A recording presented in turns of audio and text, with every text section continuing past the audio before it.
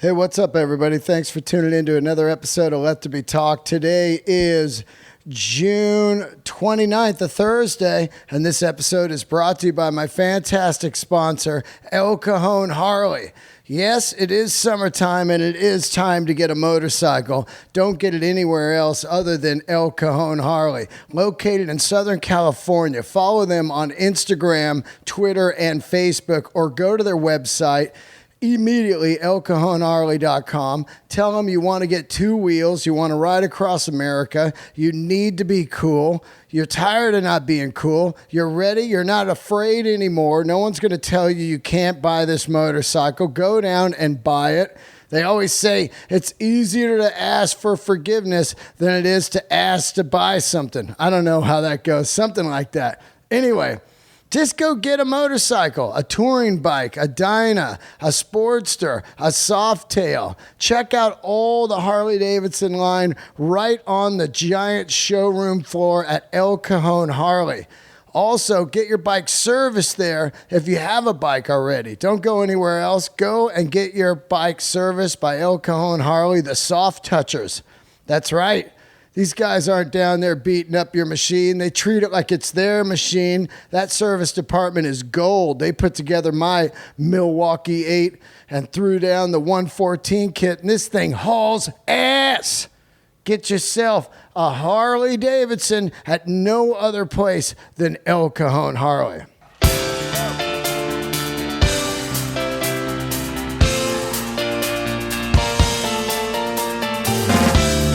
All right, let's get into the episode. It's Thursday, the 29th of June, and I am in Boston today, about to do Nick's Comedy Spot. Nick's Comedy Spot. That's how good I am. I'm like, what's the name of the place I'm at? Anyway, if you are in Boston and it is your last minute chance to come see me. Don't say I'll catch you next time. I was busy. I had shit to do because it's been 7.5 years and I have not been to Boston yet. And it might be another 7.5 years. Who knows? You know what I'm saying? So yeah, don't be missing out. Come down tonight. Come see me. Bring your French bully.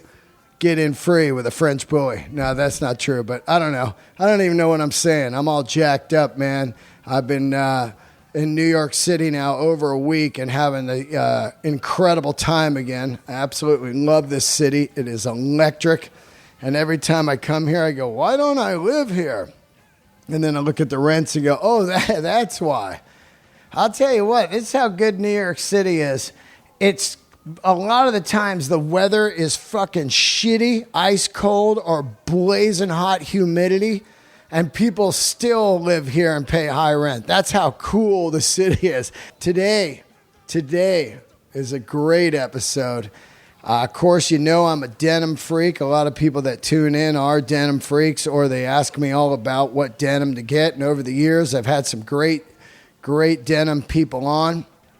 But rarely do I discuss my early intro to denim. I mean, not completely, because I was hip to the Big E stuff in the 80s and the 90s.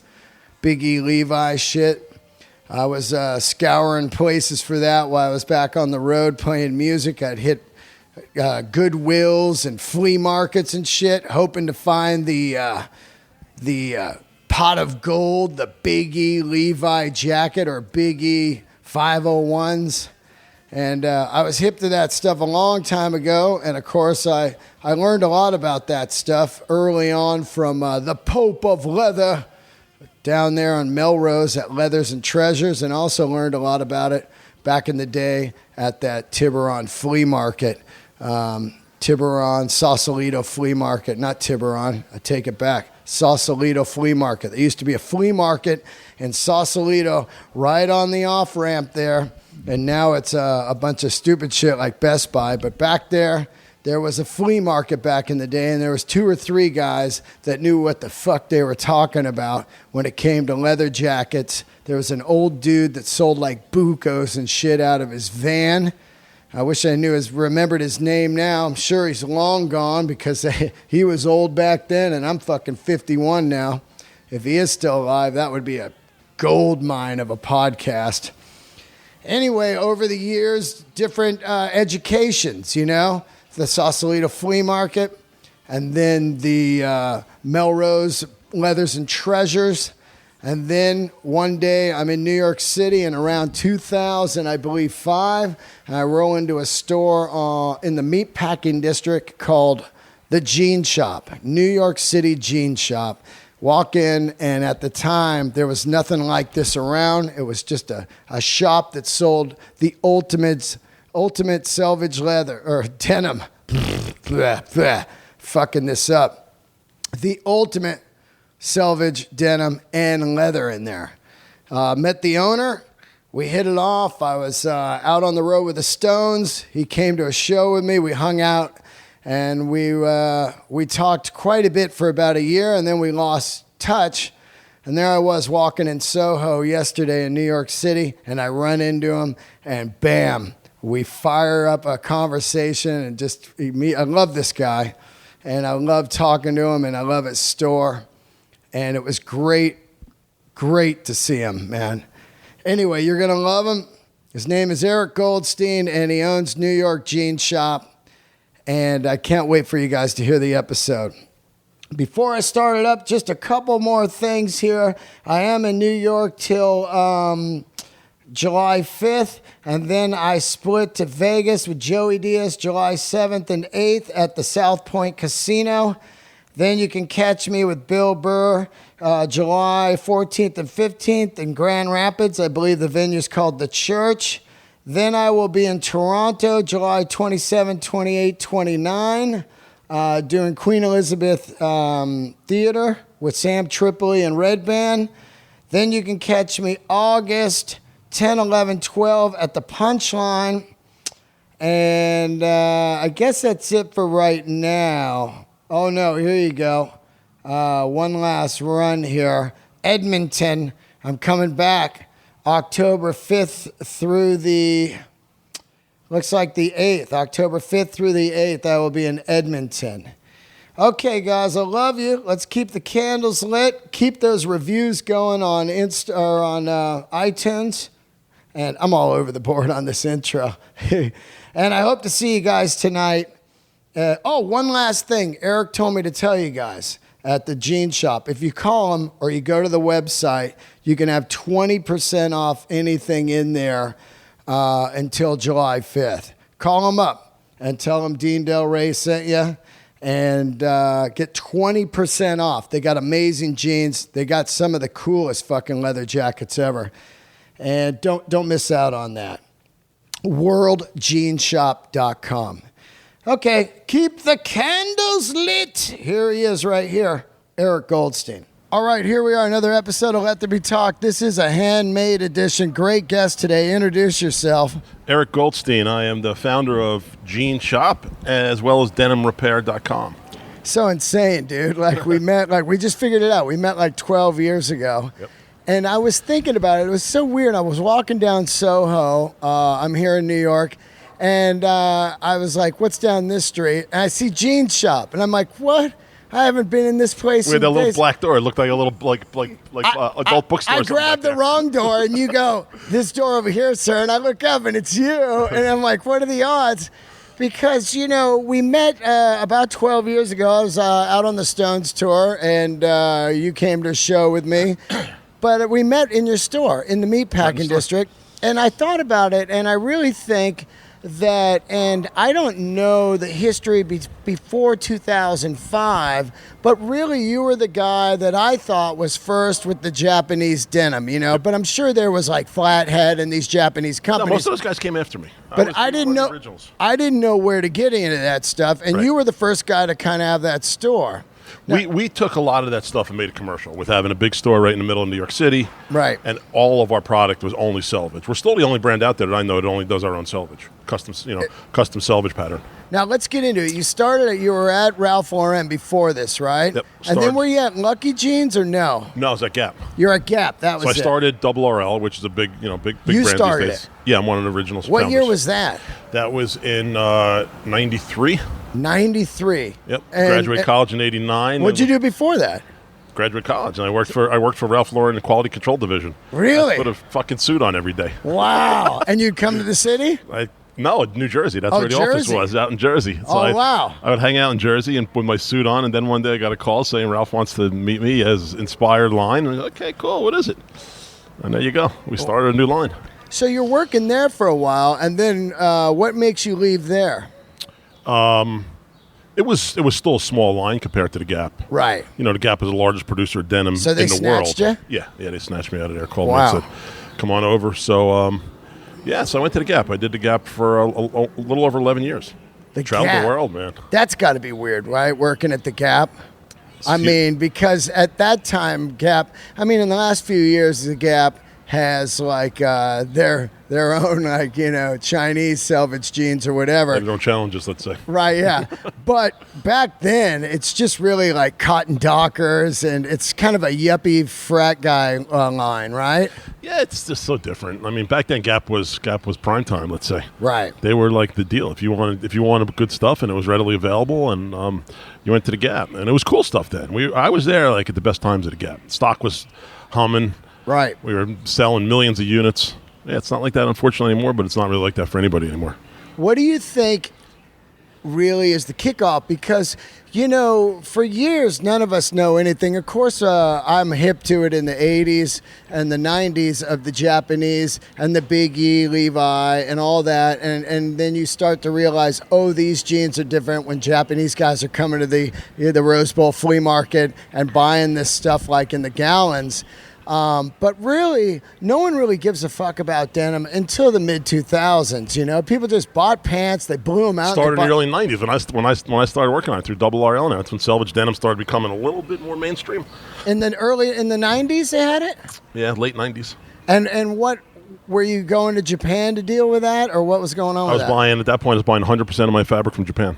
And now they bought all the looms, right, and took them over there? Is that what was going on? Yeah, not all, but a lot of them. Cone Denim still makes some in North Carolina, which is what we use now. Right. We use all the Cone domestic stuff for our line now that's sewn in, we sew in Los Angeles and weave it in Greensboro, right outside of Greensboro. It's sewn in Los Angeles? Yep, most of my product is. We import some, but we have the majority of it's domestic.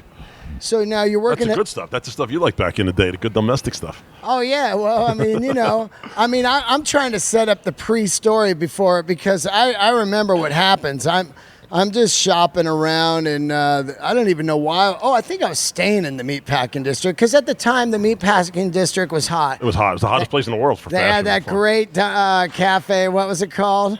Pastis. We had lunch there one day. Remember? Yeah, we did. We had the steak sandwich, the best one on the planet. So that was happening. That new hotel was going. You had Stella McCartney, her place. Then I walk into Jeffries. Jeffries was right there? Yep, that's right.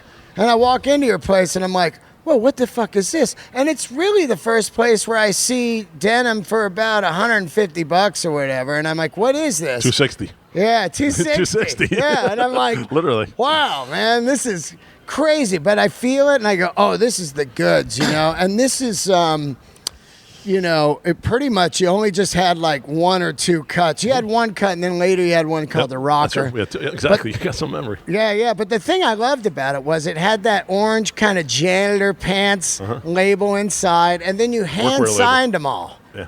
Now, let's get into it. You want to start this thing after you leave the Gap. Do you get a partner? What do you do? Yeah, two partners. They're the original founders of Lucky Brand. Oh, wow, those two guys. Barry Perlman, yeah. Oh, yeah. Yeah, they're still my partners. Oh, yeah, I met those guys. They sold Lucky Brand to the Gap, right? No, they sold Lucky to Liz Claiborne. Oh, they Liz sold Claiborne. Lucky to Liz Claiborne For crazy money, right? Crazy money. Yeah, a lot of money. I mean, because Lucky Brand really was hot for a minute too. Lucky Brand was hot for more than a minute. I get it. It was good. It was the brand for a long time. Because before you, that's where I was buying my jeans. Yep. In San Fran, they had the one there in the marina. They had great cuts, and they had cool rock and roll shirts, and the owners were way into rock. Yeah, they still are. Yeah. Rock and roll. Matter of fact, my partner Barry is opening a record store. Barry. Barry's opening a vinyl store in Los Angeles called Super Vinyl. I met Barry. Remember, he came to the Stones with me in Hollywood Bowl. Oh, with his kid. With Jesse. Yeah. That's funny as hell. Yeah. I totally forgot about that. Yeah. And man, did he hook me up. He was like, hey, just go down to the place. Like there was a place downtown or something. Yeah. And he's Warehouse. like, get whatever you wanted. And I just filled up a car. I was the walking billboard of Lucky Brand for a long time. And I wore the shit out of that stuff. They made great stuff. They did. They made great stuff. They made amazing stuff.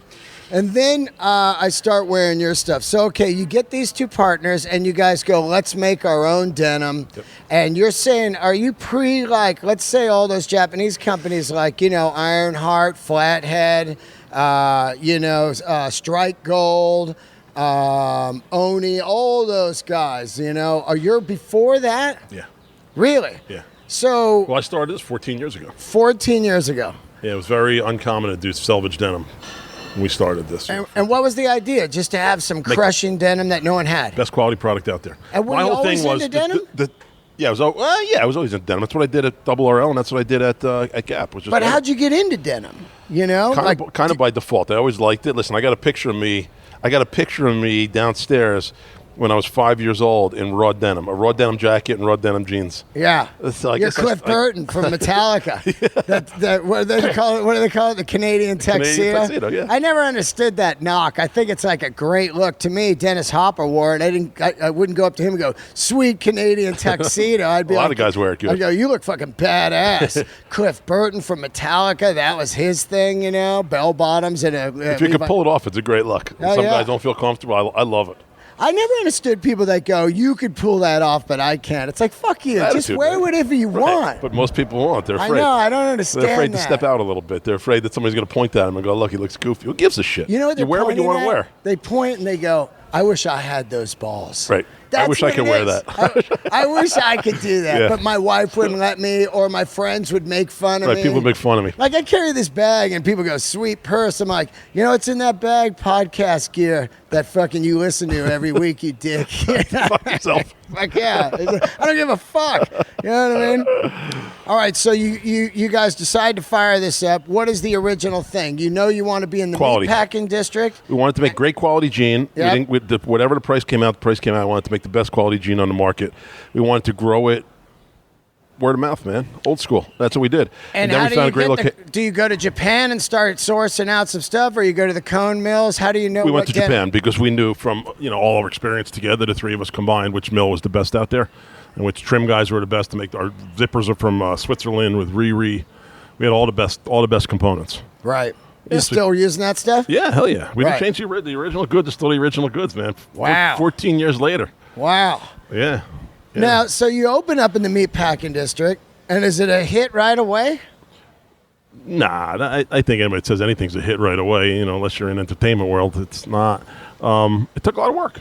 But there's people coming in, like Springsteen came in, right? Oh, yeah. I mean, I remember that. At the time, Springsteen all of a sudden was rocking some... Lou Reed was one of my first customers, literally. He came in, we were open the third day, came in and bought a leather jacket. Really? And the leather jacket was unlined. This is a great story. The leather jacket was unlined, so he comes in, he tries it on, and he wears the jacket out one night, and I had it was old school. I had a voice tape recorder when somebody called that night. Yeah. To leave a message. Yeah. So I come in one day, and it's a message. He's like, this is Lou Reed. I bought a jacket in there, and my white shirt's got all these itsy-bitsy pieces of black all over it now when I take the leather jacket off. Man, I would sample that and make a song out of it. Exactly. With drum loops and shit. This is Lou Reed. They just said boom, boom, boom, black spots on it. So what, do you call him back? Yeah, I called him back. He came in. I fixed it for him in no time. Wow. That's what happens with leather. Sometimes it's unlined. It just, just rub off a little bit. But well, right away, when I first come in, you don't really quite have the leather till the next year. So I come in, I get a jean jacket and some pants, and I fall in love with the stuff right away. I'm like, this shit is great. Now, when it's you're authentic, just cool. When you're starting the brand, because now, the cuts are different. Well, how did you pick a cut for the jean, you know? Just everything we do is vintage inspired. Okay. So everything that we didn't follow any of the current trends. We did it. We went back vintage and just made it what we thought was cool. So it was like 501 fit? Similar, yeah. Similar, yeah. Similar. You know, back in the day, it was different than it is now because the fits were different. Right. You know, it was a wider leg. It was a higher rise. Exactly. It just keeps changing. 17-inch rise, or what was it? Like 12 or? Yeah, well, now we're at 15, so then it must have been like 16, right around there. Right. Yeah. It changes now. I mean, now it even changes, every couple of seasons our fits change. I mean, to me, it was just a head explosion because it was like the first real kind of man store that I'd ever been in. Like, oh, this is fucking it. You know, you had, then the next year you get into these great leather jackets. The ones that were like, I wore one on the red carpet for Hell Ride. And whenever I see it, I think all the way back to then, you know what I mean? But they were like a Western shirt, but they were leather. They were lambskin. They're lambskin, and they were washed and shit, no liner, and they were fucking badass. They were badass. Yeah, you wear it. It's still now even that jacket's badass. Oh, yeah, totally. But, I mean, it's a different style. Now, the following year, you got into the cafe jackets. That's where the good money's at, right? These cafe jackets cost us, we sell them for $2,500. Yeah, but, I mean, people love that jacket. People love That's our iconic jacket. Yeah. That's all over Hollywood. That's on that. So many rock stars got that. That's our iconic. That's a piece of art, that jacket. Now, made right here in New York City, by the way. Really? Who makes that? Midtown. Who? I'm not going to tell you the name of it. I know, but I'm just saying. Okay. I mean, because to me, leather jackets are... we have a really small factory. They're one of the biggest things in my life. So it's leather jackets and denim. And it's really specific, you know. That jacket is similar to the, J100 or the old Becks or whatever. Mm-hmm. The old shot jacket. Shot, you know. But to me... did you tinker with it for a long time? Because it's all about how that thing fits. Yeah. Some were too long, the arms were too poofy, yep. All that shit. Too uncomfortable, too tight in the armhole. You couldn't really ride a motorcycle on it. Right. So yeah, we did all that. We went through all the moves. We had a guy on a motorcycle try to wear it and make sure it's comfortable. We had the billows in the back to make sure that when you bent over, yeah, you had room to move. Small gusset. Yeah. Instead of a big old goofy gusset. I like that, you know? Yeah, so that was iconic. Listen, when we were in meatpacking when this was all starting, we used to have guys come in from Japan that would come from the airport to the store with their luggage. Yeah. They said they didn't want to go to the hotel first. They would come to the airport to the store and walk in the store, and they would say, we're in Mecca. Wow. That's, because we were the only guys doing it at the time. I mean, you look at the industry now, it is humongous. It's humongous, yeah. It is humongous, man. The customer base hasn't gotten so much bigger, but the supply base has. Yeah. So there's a lot of brands out there. There's a million brands. Some of these guys are making 3 or 4 jeans in their basement a week. Yeah. And they put a storefront online, and it sells. I love that guy Roy in Oakland making his own jeans, Cool shit. The same with that guy Oni. He just makes like a couple jeans a year. Look at Flathead, they're made in one place, then it goes to the next house. They put the zippers on, it goes to the next house button. I mean, all that there's shit. Some great stories out there about all these original, some of these brands. Yeah. There's a lot of passion out there in the denim world. A lot. Yeah. You got some Kickstarter guys. Yeah, some guys are mailing it in. Some guys are really authentic about it. Now, do you stick to the same denim forever, the same weight and everything? What weight are you at? Right now we're doing 13 3/4 with 13 and a half, 13 3/4, which is what we've been doing forever. Then we do a lightweight, and then we do a heavyweight. So that 13 3/4 stays the same. Yep. And then we add on heavy and light. What's your heaviest you ever gone? Because I think heavy was a big fad for a while. Yeah, now I'm off that. Like 21 ounce was cool for crazy. me. Remember when fucking Naked and Famous did a 30 ouncer and it just sat up in the corner by itself? Yeah, I never understood that. Yeah. I want to make shit people are going to wear and appreciate. I don't want something that you're gonna wear 3 times, reach in your closet and say, what the fuck was I thinking? I spent $300 on these, and I'll never wear them again. That's not my mantra. Yeah. The heaviest we ever did was like 15 ounce. Right. Which is very wearable, and we had customers that still love that pant. Now you do a black one too. Is that black dyed selvage denim? Yep. We do black a little different. Yeah. We dye the yarns first and then weave the fabric. Oh, got ya. Yeah, most guys over dye black. Right. Yeah. I do like the over dye, how it starts to change. You know what I mean? It's supposed to. It just fades. Yeah. Does it fade to gray? Yep. Right. I like when it's just over dyed and it just starts turning blue if you don't wash it or anything. You know what I mean? Or gray. Yeah. Yeah. So, okay, let's get into it. So you get that store up and running, and how long till you start seeing like, holy shit, man, denim is hot? Like, because we're talking, what year was that? That was in 03. I meet you in 05, so you've only been open 3 years by then. You had some bandanas that you were sourcing out. Remember that crazy old school? I was buying some of those on eBay at the time, even the old ones, the vintage ones. Those were great. We were reselling a lot of cool vintage stuff then. Yeah, and you had some belts, and then you had the pants, then the jackets come in, and then you get the rocker cut. So you get a new cut going. Yeah. And is that your? That was our best-selling fit for 9 years. That fucking pant. Wow. That rocker was the best-selling for 9 years. It hung in there. Yeah.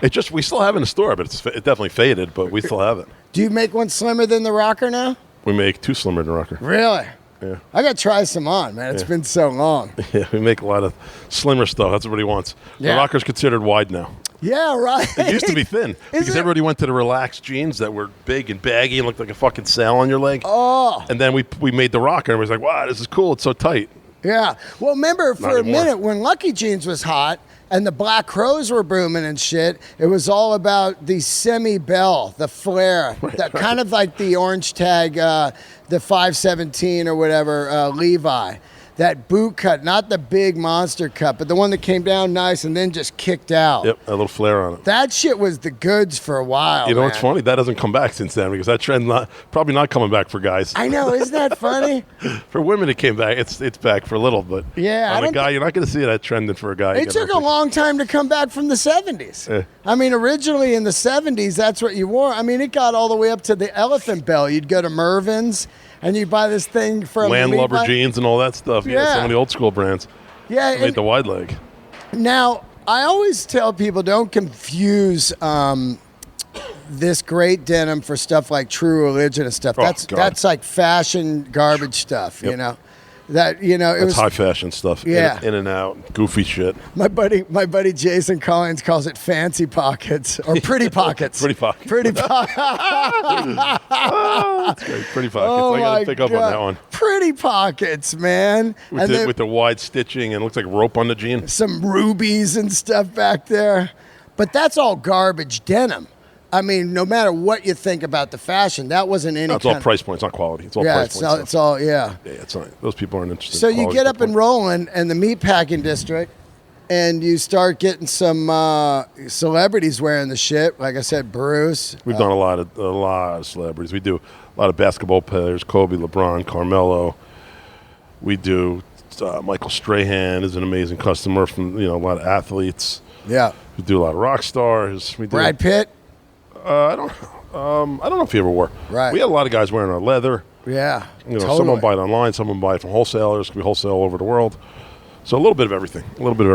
Now they can only get it at the store or online. No, it's the same. We wholesale. So we sell Mr. Porter. You ever hear of website? Oh yeah. We do a lot of work with Mr. Porter. They're one of our biggest customers. Right. So we've been on Mr. Porter since day one. Now, what is Mr. Porter? It's a website. I know what it is. But is it like this guy who has a store of all different brands? It's a fictitious character, Mr. Porter. Really? Yeah, it's just they're the premier men's fashion website in the world. It's a great website. It's a great website. Their customer service is off the charts. You order something in New York today, before like 2 o'clock, it shows up today. Really? Yeah, then if you have to return it, you dial a number and somebody comes and picks it up. No shit. In New York. Yeah. Because that's where yeah. Wow. Yeah, no, they're killer. And they only have the best shit. Yeah. I mean, when I look at it, it's basically like having Barney's in your house. Right. You know? It is. Yeah. They have stylists. They're amazing. I do a lot of exclusive product with them. As a matter of fact, you familiar with Kingsman, the movie Kingsman? No. Who's that? Kingsman was a big movie. It's out and it was out like a year and a half ago. So Kingsman 2 is coming out. Who was in Kingsman? I don't know. I think the original. But what was it about? It's about some spies. It's like a 007 movie out of London. Yeah, I didn't see it. Yeah, so Kingsman 2 is coming out, and it's the first shoppable movie. It's the first movie that you could literally look at the product on there and say, I want that, and you could buy it that day. Are you kidding? No. So you're watching the movie, and you press something on. You go onto the Mr. Porter app. Uh-huh. It's only on Mr. Porter. I don't even have it in my own store. Right. It's only on Mr. Porter, and you can go on and you can say, okay, I like that, and I'm going to go buy it, and that's it. You're done. Wow. You walk off. The next day, you have the product. Yeah. Yeah. That's incredible, right? Yeah. Yeah, it's literally the first time in history it's being done with Kingsman. I always say, back in the day when you looked at rock stars like Jimmy Page and he had the dragon pants and shit, There was no fucking Hot Topic or anything. People made that shit. Yep. You know, you didn't go to Melrose and buy some dragon pants. You know what I mean? So, I mean, it kind of takes a little bit of the thrill out, because to me it was fine. Because I remember the first time going to Japan when I was there with the Stones, and you go into that neighborhood with all the stores, and you're just going like, what the fuck? One store is all like 70s hippie. It's all about the treasure hunt. Yeah, the next store is 50s Elvis, you know, and Fonzie and all that shit, and rockabilly. Next door would be like Southwest motif. You know what I mean? That's exactly it. Yeah. That shit is amazing, man. You go to Japan much? Yeah. Yeah. I used to go more. Yeah. There's more inspiration there. Right. You know, as you were saying, the whole world's turned into more of the sameness. Yeah. So it used to be about the treasure hunt to find the exclusive item, the one product that was so fucking cool to inspire a whole design season. Yeah. You know, you go there, you buy 2 or 3 things, the next thing you know, you come back to New York, put a whole line together. Yeah. That doesn't exist so much anymore. Right. Most of the stuff's been picked over, and, you know, it just doesn't, it's not really out there in any way that it brings you the wow factor anymore. Yeah. You know, like you were saying, you used to go in some of the stores in Japan, you're like, oh, holy shit, I could spend all day in this place. Look at this shit. And you pile stuff up on the counter, and next thing you know, you have it's changed. It's all changed. Yeah, it really has changed.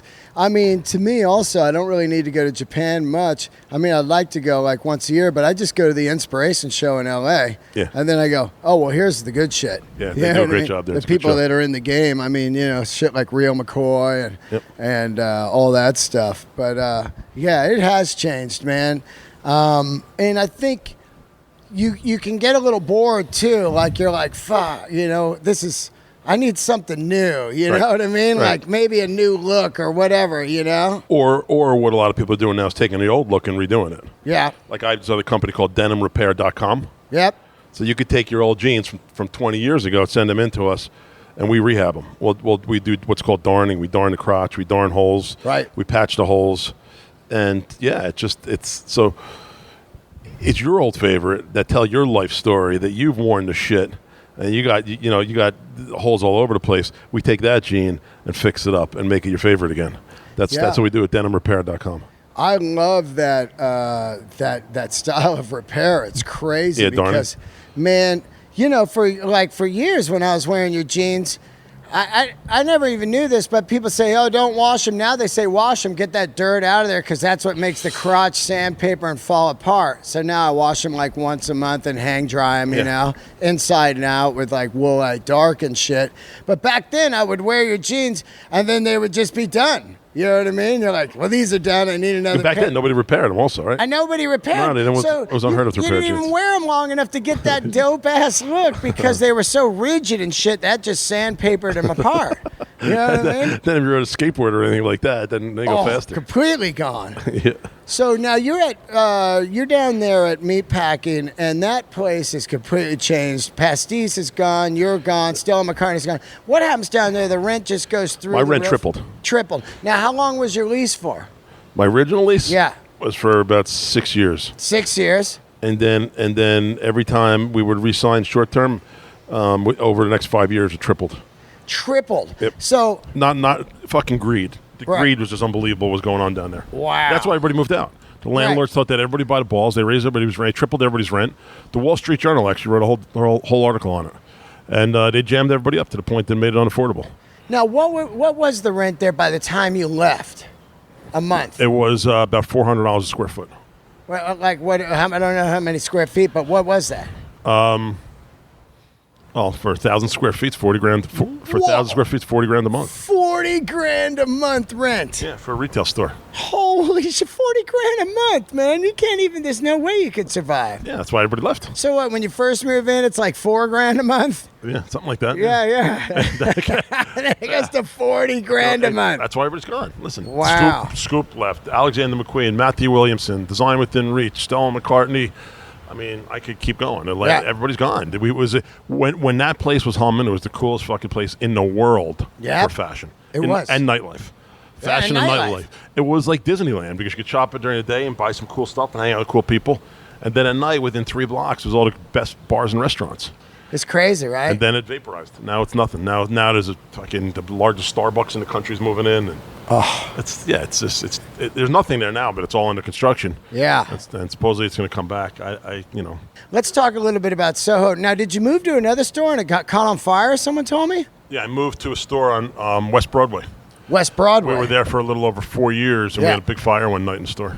Wow. In the building. How'd that happen? Nobody's really sure. Right. They did all kinds of investigations and come up inconclusive. Yes, I don't really know, but yes, we were over there. We didn't reopen that store because there was so much damage and all our inventory was shot. Wow. Yeah, so that was. And how long did it take? Now, did you only have one store at the time? I had two. I had Meatpacking and West Broadway. Oh, I got you. And then we shut down West Broadway and we moved Meatpacking here. Wow. Now, you've been here 3 years today? 3 years. Today's the anniversary, That's fucking crazy. You know what that means? Free jeans for me. I knew that was coming. Come on. I don't give a fuck. I really don't. My thing is I get like 2 pairs of jeans and I wear I used to get all kinds of jeans. And now I realize something. If I can find 2 that I love and rotate them, and just wear them till they just disintegrate. That's badass to me. You know what I mean? That's the way to do it. It really is. That's the way to do it. You wear them. Ever since I saw that Minimalist movie, I'm like, okay, 2 killer pairs of jeans that look great on you. If you can find a jean that looks great on you, get a second pair and rotate them. That's it. And keep it simple. Keep it simple. That's it. Wear the shit out of one and then start the new one when you want to go out, when you want to dress it up a little bit. Yeah, exactly. We have some customers that wear the same jean every day for a year. Yeah. And never wash it. And then they'll throw it in like a tub every now and then with some water. But do you recommend washing them? A lot of people, I hear now wash them. When necessary. Remember back then it was like Febreze and put them in the freezer. Yeah. Remember that one? It still kind of is. Yeah. For all the hardcore denim guys, it still kind of is. Yeah. We have a hard time telling people that in here because some of the guys that come in here that want to buy 5 pair of jeans, spend a lot of money, they're like, I don't believe in that necessarily, Yeah. Well, you do what you want. Don't worry. Any way you want to treat them, you can treat them. You don't want to tell your customer, just buy 1 pair and wear them for a year. That's not good business. That's not going to pay the rent here in Soho. That's not good business.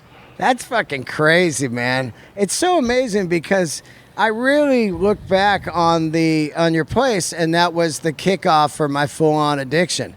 The rabbit hole. I love that. And to me, it really has gotten just better and better and better and better. You know what I mean? With these magazines like Clutch and all these Pedals, Clutch. Yeah, these Japanese mags that you can just look at, Clothing is just an amazing thing when it's done right. Like I lost weight, but also the clothes fit me great. So when they fit you great, people go, man, you look dynamite. It's like, you feel good. It's just the clothes fit good. Right. That's all it is. Well, you feel like $1 million when you got wearing good clothes that fit you well. Yeah, man. Now you live out in Jersey and you come in every day? I live out in Jersey. How long does that take you to get in? I'm about 19 to 20 miles, and in the mornings it's about an hour and 15.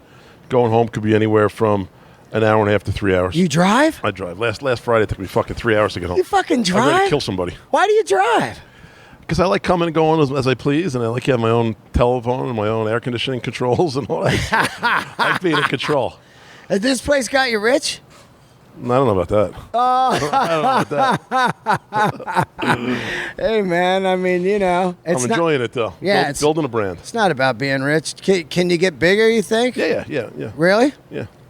Yeah, I mean... You got to change with the customers. The customers are all changing these days. Yeah. You know what I mean? The customers changing, the shopping habits are changing, the customers' needs are changing. It's all What's the biggest change, you think? Everybody wants an experience in that. They don't want to just walk in and be grunted at in the store and, walk out.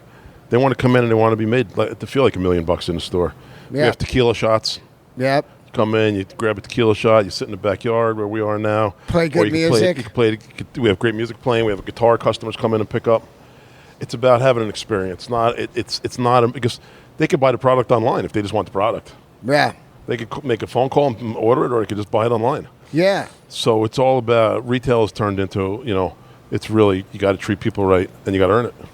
Well, people are talking about how all the brick and mortar is going away, but that's for the just run-of-the-mill bullshit. There's always going to be stores like this because people need to go in and get out of their fucking house. Right. You can only Amazon it so long, and then you're like, I got to get the fuck out of the house. Most people go out of the house for 2 things: to go out and eat, or be entertained, or 3, or shop. And it's such a big thing for me to go into these stores. I love them. Like I go in, I'm a sucker. I get in there and I go, oh God, look at this old fucking piece of leather here. Oh, they got some weird oil I can put on. I smell weird. You know what I mean? Oh, here's a great magazine. Oh, and they got a turntable in here. Let's put some records on. You know, that's what. How old are you? You're probably 51. I'm 51 also. Exactly. Yeah. That's what we like. Yeah. My kids don't like it. My kids don't give a shit about walking into a store. They don't go to the mall. Yeah. We used to go to the mall as a social event. Yeah. Well, used to go there and run into people. Yeah. And talk and hang out with your buddies. The mall was your social media. Yeah. Now the social media's in their hands 24/7. That's it. So that's what's happened, and that's what's taken an enormous hit. Yeah. On everything, on shopping habits. Right. Now, how many items you got now? You got the jeans. You got the jackets. We have jeans. We have jackets. We have all kinds of accessories. We have a bunch of shirts, men's and women's. We got everything, a whole collection. Right. We have scarves. We have keychains. We have wallets. We got a little bit of everything. Yeah, it's a lifestyle brand at this point. Right. You know what I mean? It's like a lifestyle brand. Now, how did you choose the name and the logo? The logo's a pig, right? The logo's a pig for meatpacking, man. Right. Oh, I got you. We signed up for the lease, and we're like, okay, now we got to get some checks made. Yeah. And we go to the bank, and we're like, okay, do you want to put a logo on it? We're like, well, we don't have a logo. Yeah. So my partner looks over, he goes, how about that? And it was a pig. That's how our logo started. A lot of thought put into that logo. Well, it was natural. I got you. That's great. We're meatpacking, and we wanted to do something cool like that. Yeah. And we have still today. I'm looking at it right now. The flashing pig in the window. I know. Right, the flashing. That was from day one. The flashing pig. I saw the sign when I was walking down the street, and I go, "Holy shit! That's the jeans shop. Let's go in there." That flashing pig was famous. It was on a movie on MTV. They did a thing about it years ago. Yeah. That was the neon pig. Yeah. Awesome, man. Yeah. So, what do you think? How's the new location going? Is it good? It's good. It's a fun location. Yeah. It's great. Have an outdoor space. Smaller, right?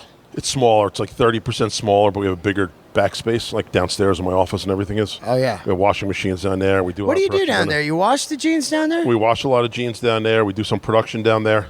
We do a little bit of everything down there. Yeah. Yeah. And so you get the denim in America at Cone's, right? Yeah, Cone. Do you think that's like, why did you choose that denim? Just so it's made in USA?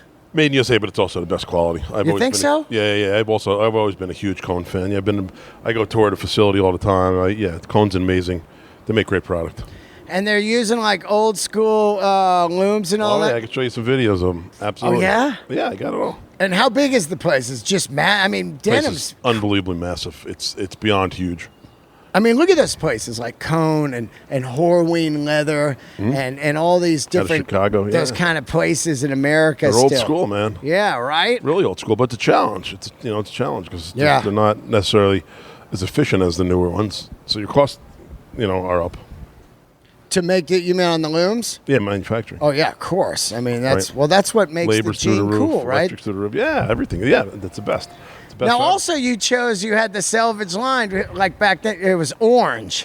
Still is. Still is, which was dope. Yeah, it still is. We stayed true to that. How did you pick that? Just, orange and white is cool with indigo. Yeah. Dark indigo with an orange and white stripe on it, down the inseam or down the outseam is amazing. It's beautiful. Yeah, I know, but did you try other shit? Yeah, we tried a bunch of stuff, yellow, different patterns, green. Different widths. Because we do orange and then a little bit of white. Yeah, we tried a lot of white and a little orange. We tried not too many things, probably just like 2 or 3 different things before we landed on it. Right. Yeah, because back then it was unheard of to do custom selvage, like unheard of. Nobody did it. Yeah. And we said, okay, this is what we're doing, and everything we do now is still our own selvage pattern. How'd you figure out to do it? Did you have meetings with Cones to say this is what we want to do? Well, back in the day when we started, we were working with Kayahara out of Japan. Oh, wow. 100% of our fabric was from Japan, so I had meetings with them and I went over there a few times, said, here's what we want, help us make it happen. Right. And when you're going over there, how do you know who to talk to? From Double RL? From my Gap days. From your Gap days? From my Gap days. We used a lot of their product. It wasn't selvage. Right. We used a lot of their wide goods. We used some of their selvage too, but not much. Gap would use selvage? We did a special program called 1969. Oh, I know that one, yeah. Now was out there, in a big way, but then it was tiny. It was collection. Yeah. Yeah. I mean, I got some 69s. Yeah. But now they're not selvage, and now they're cheap and all that. You know what I mean? It was back in the day when we did it. It was made in Italy. Wow. And it was great quality. So it was Japanese fabric sold in Italy. Wow. Yeah, and I worked a lot with Adriano Goldstein Owner from AG, who's AG now. Right. Yeah. Wow, that's incredible, man. It's so crazy how I think the denim's is better than ever right now. Some of the different ones, like the super slubby or the Different over casts. So what do you? Let me ask you this: What do you think about stretch? There's so much stretch shit out there, and all these guys want it now. I don't like that shit at all. I don't like that, but it's weird because that's an interesting thing, because what you're getting into is like you want the look, but you also want to have a fashion gene. So I'm not, especially now that it's so that everything's so friggin' skin tight. Right. Everybody wants a little stretch in it. I know. Because they want to be comfortable. Back in the day, you had to earn it. Yeah. I always said that you wear them. They're friggin' raw jeans. They're uncomfortable as shit. You're sweating, but you got to earn it. Yeah. And then they stretch out and they turn into your favorite thing. Yep. Well, now nobody wants to earn it. They want to come in and they want stretch in it, so it's comfortable from the second they walk out of the store. Yeah, I'm not into that shit at all. There's a cut that Strike Gold makes called the 09, and also a cut that I just tried on by this brand Oni that is like rock and roll, kind of skin tight, but has some ballroom. You know what I mean? It seems to be the perfect fit for me. But it's. It's rock and roll. You want your shit thick, but if it's not thick, then it's fine, skin tight. Like, man, to me, I used to think the thicker the denim, the better. No. Oh, I want 21 ounce, and then you go, these are terrible. You get on an airplane and 21 ounce, you're like, get me off. You know what I mean? To me, I think the ultimate is 12 ounce now. It depends on the weave. There's so many variables. Depends on the yarn size and. You could do a 12 or 13 ounce. That's a loose weave, right? And it's comfortable as shit, right? And then you could do it that's a tight weave, and you could put a heavy finish on it, a heavy starch on it, and it's like it's like this. It's like, oh yeah, you know what I mean? Gotcha. It's like wood. Yeah. So it's it's not. It's so weight is one variable. The weight doesn't matter. It's how it's a variable, right? But there's a lot of other variables as well that matter just as much, right? Yeah. Because if you got a good 12 ounce weight.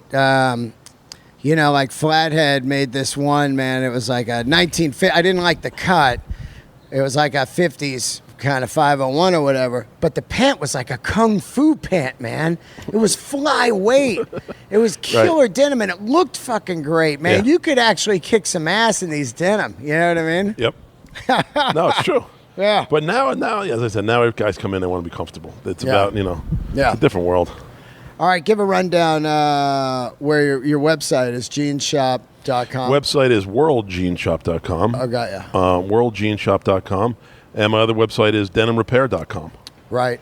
And how many jeans are you getting repaired? Like a month? Do they just ship them to you? They ship them. They don't even come here. They go right to my facility in Kansas City, Missouri, which is right in the middle of the country. Wow. And we have a whole team of people that just repair jeans all day there. And they all do it the same way?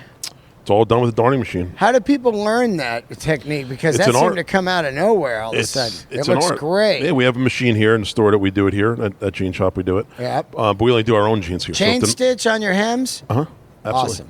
But if they're not Jean Shop jeans, we send it to Denim Repair because we don't have the infrastructure to deal with it here. Right. Yeah.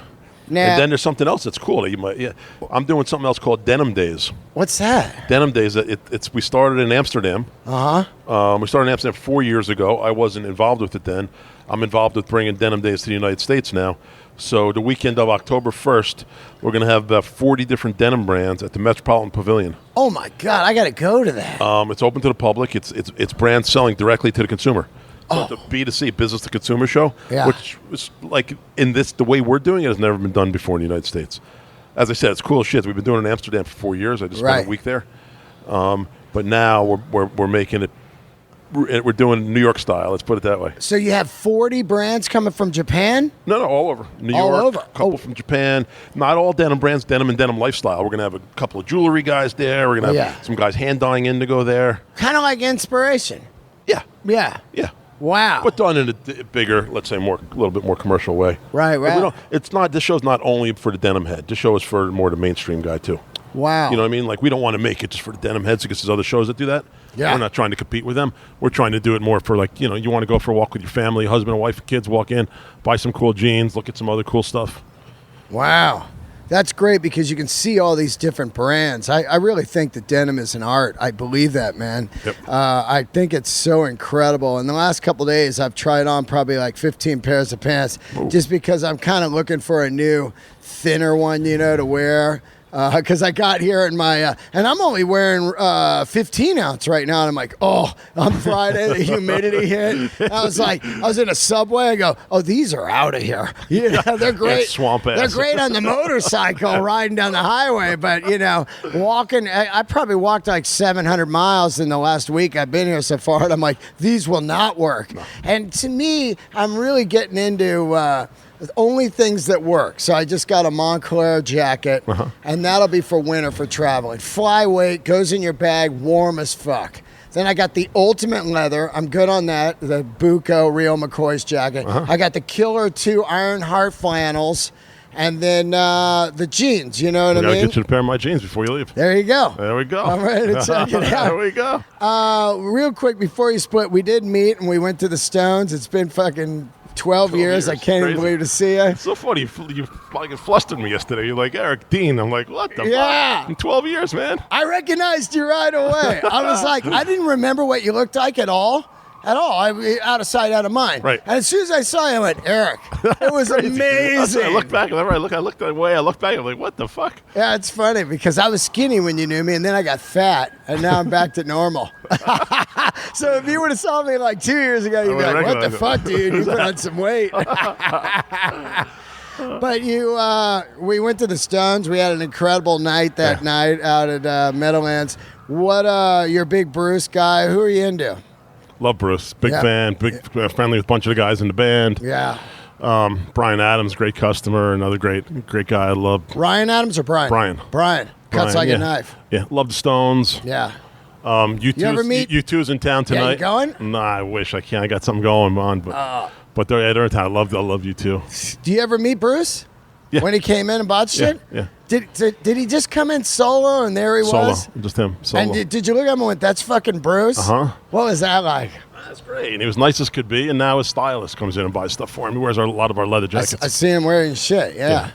So he comes in. Did you talk to him for a minute? How do you talk to him without going crazy? Like, holy shit, dude. Well, I was, but he didn't know it. This is many years ago. It's all internal, you know what I mean? Yeah, You got to be stealth. Yeah. Like, that Born to Run's okay. You know that one? Yeah, right?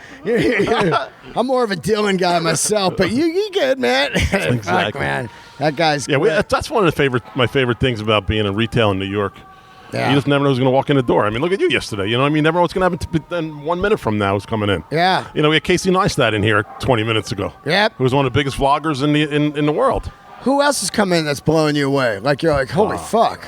I mean, it's got to be someone like, The list is... Yeah, honestly, I get it. Yeah. It's just Nicole everyone. Kidman's in here. You name it, the movie stars they've been in here. Yeah. It's like...